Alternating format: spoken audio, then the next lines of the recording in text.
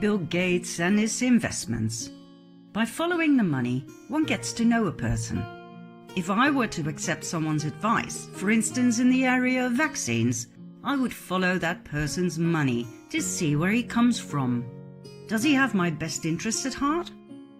What does following the money tell us about Bill Gates? He has an interest in highly suspicious companies, a tendency to be drawn towards poison, and an absolute focus on depopulation. First, we've got population. The world today has 6.8 billion people. That's headed up to about 9 billion. Now, if we do a really great job on new vaccines, healthcare, reproductive health services, we could lower that by perhaps 10 or 15%.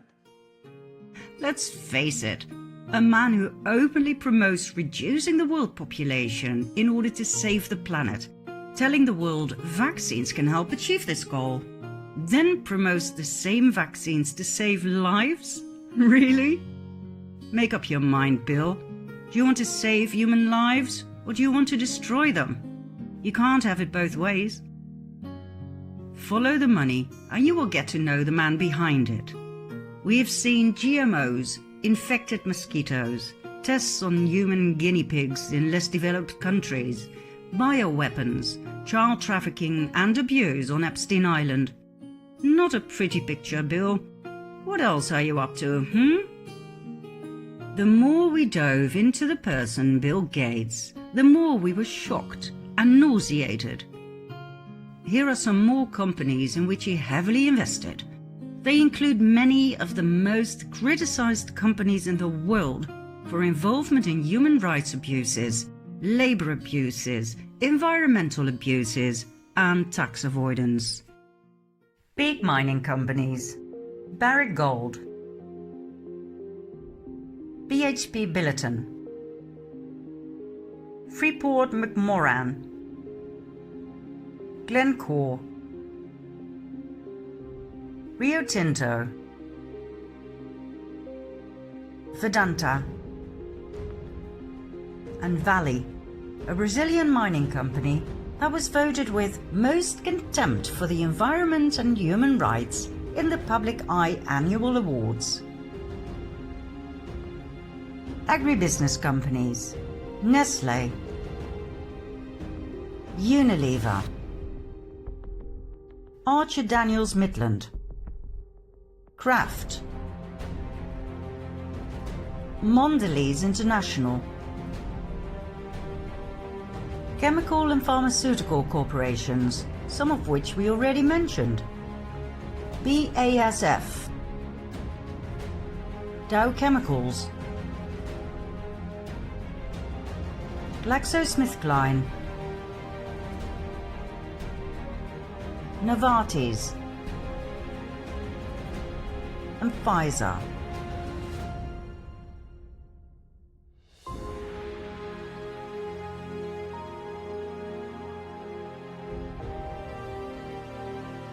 Beverage corporations: Coca-Cola, Diageo, PepsiCo, and SAB Miller. Construction companies: Caterpillar, which has long been accused of complicity in human rights abuses in the Palestinian-occupied territories. Defence contractors: BAE Systems, the UK's largest defence contractor and arms exporter. Excuse me? Arms? As in weapons? Bill? And we already briefly mentioned his oil-based fertilizers. Well, guess what?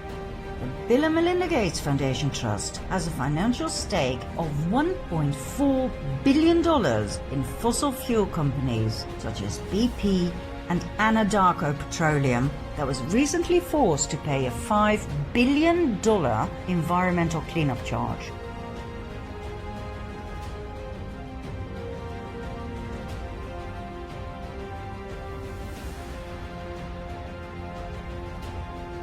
The Bill and Melinda Gates Foundation Trust has investments in 35 of the top 200 companies ranked by the carbon held in their reserves.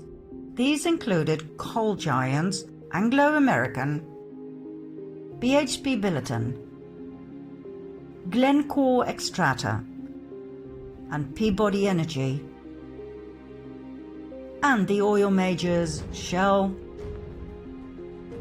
ConocoPhillips, Chevron, Total, and Petrobras. What about the human carbon footprint, Bill? Which part of sustainability don't you understand? Or does it only concern others, like the people, who subsequently have to pay new taxes, more taxes, anything to squeeze the life force out of them just a little bit more, while you enjoy your jet-set lifestyle on your yacht and your private plane? You know, Bill, you can try to fool us with your posture and your terrible choice of clothes and hair, but we see straight through you. Some people may still believe that you're a kind nerd, giving money away to charity, but more and more people see through you. Once you burst that nerdy bubble of yours, all that is left is a Rockefeller descendant who plays his puppet role in the Depopulation Agenda 21 and 2030. No body language with excessive hand gestures and nerdy glasses sticks. No fake smiles can ever fool those who are awake. And the number of awake people grows by the minute.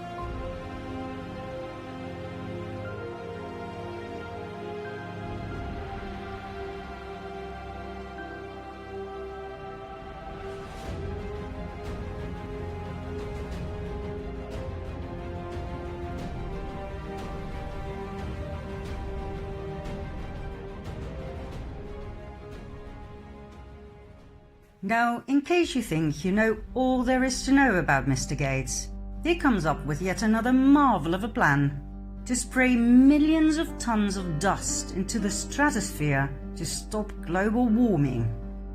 I mean, seriously? Millions of tons of chalk are to be sprinkled up there to create a world-enveloping cloud that reflects sunlight away from us. A cloud to basically cause a worldwide solar eclipse for indefinite time. This insane plan is funded by Gates and pioneered by scientists at Harvard University. Even they admit, "I hope we don't need it. It's a very scary technology. It's quite terrifying. But the world with severe climate change impacts can also be very scary." My, that's one hell of a slogan. The initial test that was supposed to take place over New Mexico is currently on hold, amid fears that it could trigger a disastrous series of chain reactions, creating climate havoc in the form of serious droughts and hurricanes, and bring death to millions of people around the world. One fear is that spreading dust into the stratosphere may damage the ozone layer that protects us from hazardous ultraviolet radiation that causes cancer.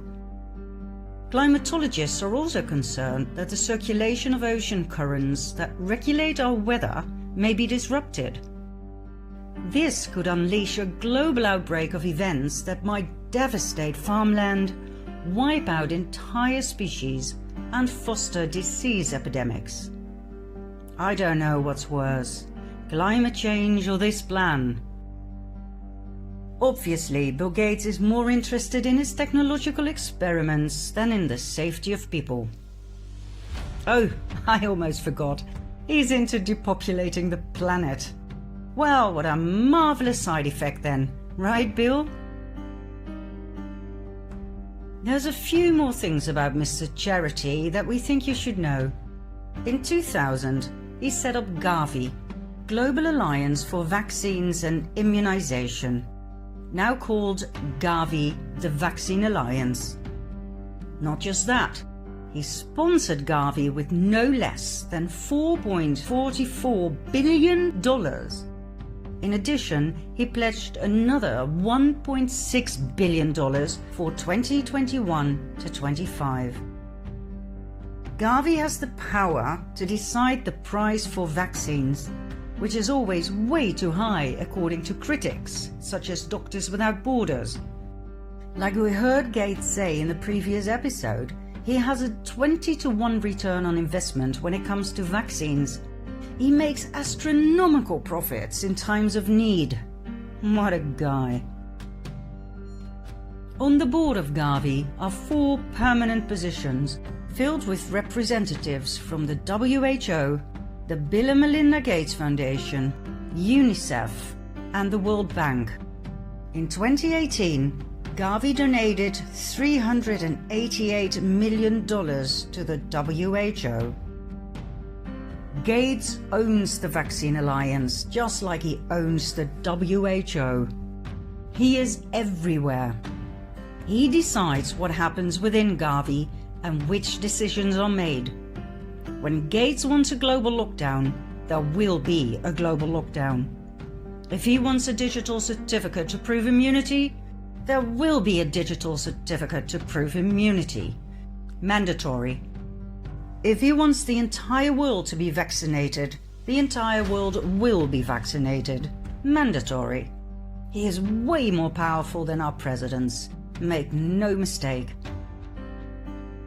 Is it Gates himself who is so powerful? Simply because he's a Rockefeller descendant? Or is he just a puppet on one of Warren Buffett's strings? Who knows? And does it really matter? What matters at this stage is that this evil empire is exposed to the world. Once the people know whom they're dealing with, do you think they'll still want their precious vaccine?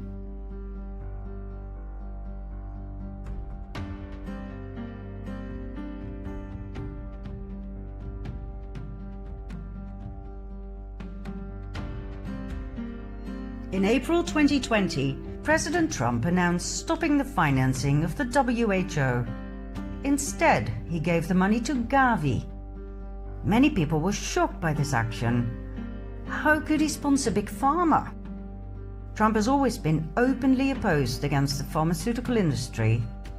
Did he try to gain influence in Gavi to temper Gates? Time will tell. The last thing we wish to share with you, before hitting the final nail into Gates' coffin, concerns the influence of the Bill and Melinda Gates Foundation in global agriculture. A study performed by Green, published in November 2014, shows the shocking truth about the influence of the Gates Foundation in agriculture around the world. Do you still believe Mr. Gates is doing good in Africa? Do you know how much of his millions in grants for agriculture actually go to Africa? A lousy 5%. Do you know where all the money ends up? With the CJIAR. International organizations such as the World Bank, UN agencies, etc. AGRA, the Alliance for a Green Revolution in Africa, set up by Gates himself. The African Agricultural Technology Foundation, the AATF, and hundreds of different research, development and policy organizations across the world. In Gates' world, it's all about R&D and policy. His money does not go to the African farmers, it goes to scientists, to laboratories.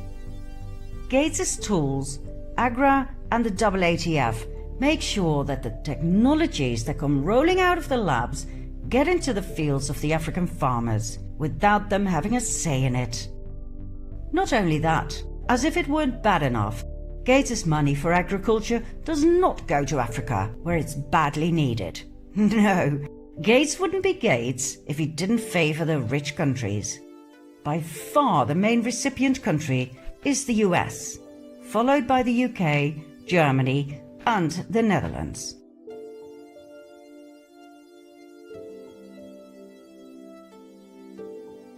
So, the Gates Foundation fights hunger in the South by giving money to the North. How the hell is that going to work? AGRA.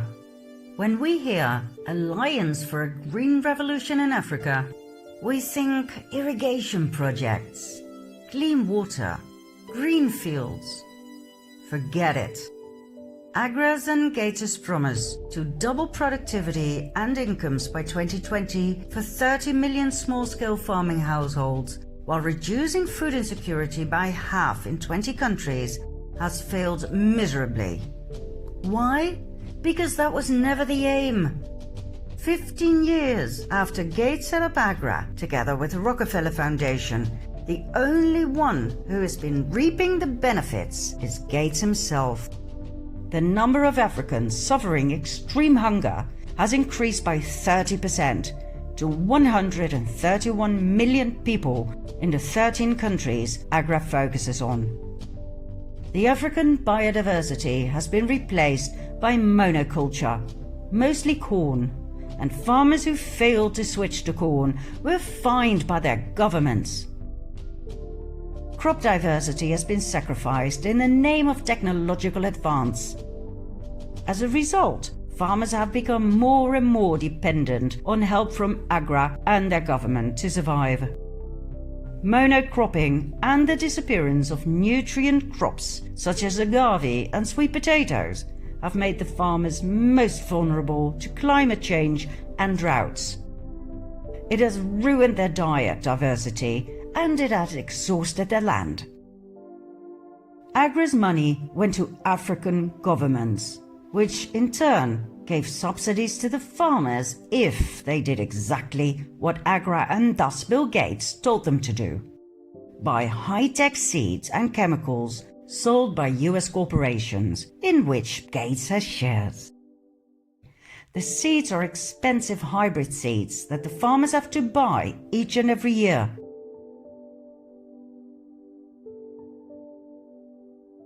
The chemicals are fossil fuel-based petrochemical fertilizers.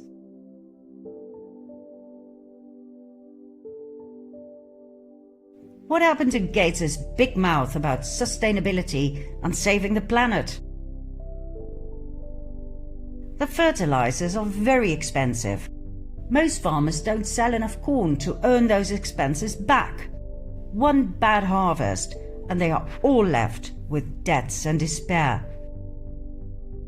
Monsanto and the other multinational seed companies are all there, benefiting from sales they would never have had without subsidies. Seed and fertilizer companies are the clear winners from these policies.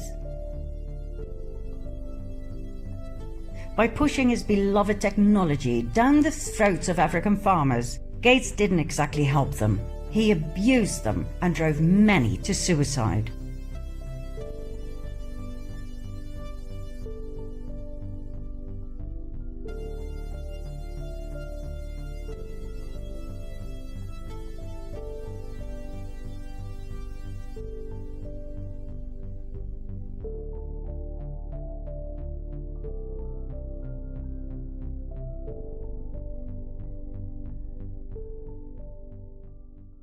How hard is it to use your money to do truly good by listening to the people's needs for a change? How hard is it to treat them as intelligent and experienced fellow men instead of a bunch of retards who don't know what's good for them? How denigrating is that? Why aim for 80% of the population being vaccinated when everybody knows that diseases are spread by bad hygiene and polluted water? Why not simply provide clean water and proper hygiene? That would have been so much more effective and it wouldn't have cost so much money. Before we move on, let's redefine philanthropy once and for all, shall we? Robert Newman said it so well in an article in 2012. Philanthropy is the enemy of justice. The point is that poor people do not tend to ask for charity. They demand justice, which requires not so much money from the rich world as fundamental changes in the way the rich world operates, including ending tax havens, limiting the power of corporations, and changing neoliberal economics.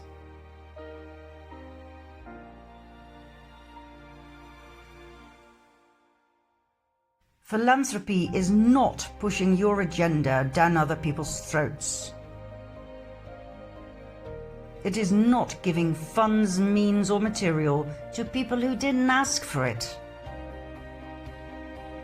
It is not overruling other people's way of life simply because you believe that your way of life is superior. Philanthropy is not making investments in order to make more money for yourself.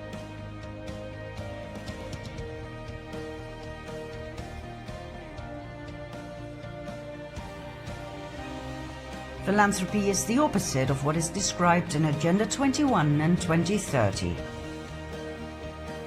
It is not helping dictators stay in command so they can continue to control and suppress their people, to wage war upon them, to have their precious minerals stolen, and to keep them hungry and terrified. Philanthropy is not stealing other people's children and selling them as sex slaves.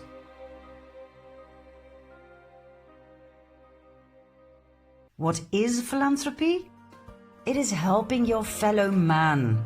It is sharing simply because you care. It is giving to the poor, but only if they ask for it, and only in a way that is truly helpful and respectful for them, not for you. Philanthropy is giving, sharing from an unconditional starting point, not because you want something in return.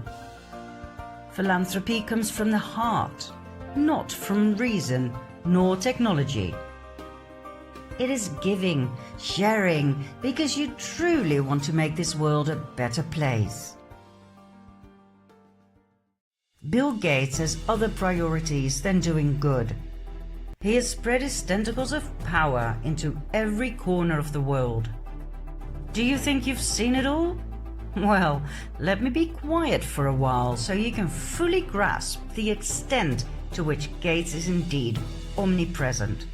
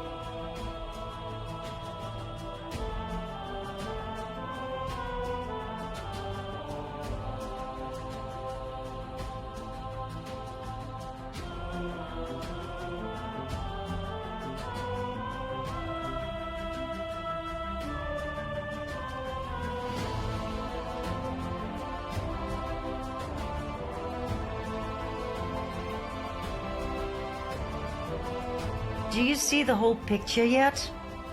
Bill Gates controls the air you breathe, the food you eat, the water you drink, the healthcare you get.